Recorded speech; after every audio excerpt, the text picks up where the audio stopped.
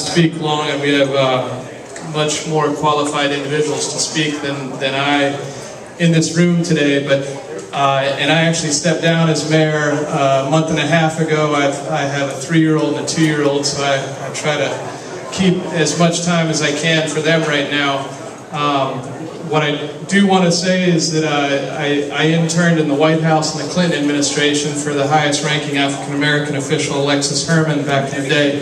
So I used to get a lot of calls from Reverend Jackson asking me, why didn't she return my call yet? So it's fun to be back now, not as a 19-year-old, but now as a former elected official locally, working on a critical issue such as this that we're facing with Reverend Jackson and all of you that are Floridians here, particularly in Southwest Florida. And our organization, Unidos Now, is specifically trying to mobilize Southwest Florida's Hispanic population that right now, as everyone is aware, is growing dramatically. We have 1.2 million Hispanics in the Southwest Florida area extending into the I-4 corridor. Only 120,000 of those folks are actually registered to vote. Of those who are registered, only about 27% turned out in Alex Sink's election. If we would have gotten better turnout, we would have had a different governor today, and this type of law wouldn't have been passed in our state.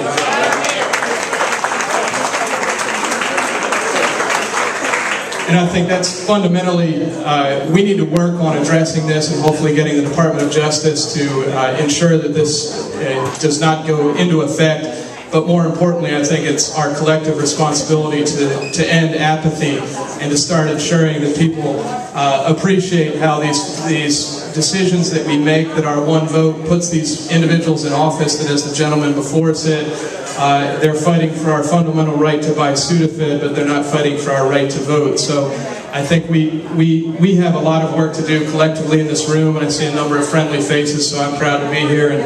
And apologize that I dressed to protest. I didn't dress in my nice suit, so thank you very much. Let's give Kelly a big hand.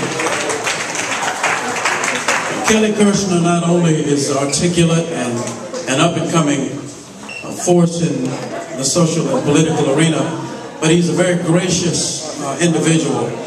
Kelly and I were about to go somewhere recently, and he actually offered to give me a ride. He said, I'll drive you up there.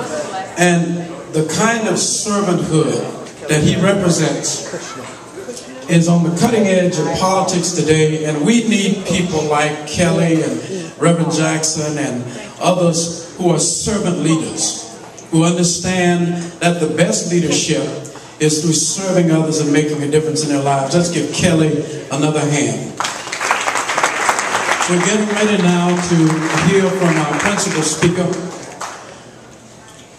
God's prophet of social justice for this age, a man who said to corporate America, give us our fair share. A man who in 1984 and 1988 said to us, it's dark, but the morning comes. A man who said to the powers that be that it's not about the ceiling, but about the floor. And he'll elaborate on that further. The one we said in 1984 and 1988 to do what? Run, Jesse, run. And because he ran, and he had a great deal to do with it, we now have the first African-American president in the White House. Let's give Reverend a hand for being the forerunner. It is a profound debt that we owe to one who marched in Selma and was beaten with billy clubs and was arrested and was a participant in the sit-in movement and marched with Dr. King and was with Dr. King in Memphis when our young prince and prophet was slain. He's been carrying the mantle for many years now. He's been on the field day in and day out, night after night.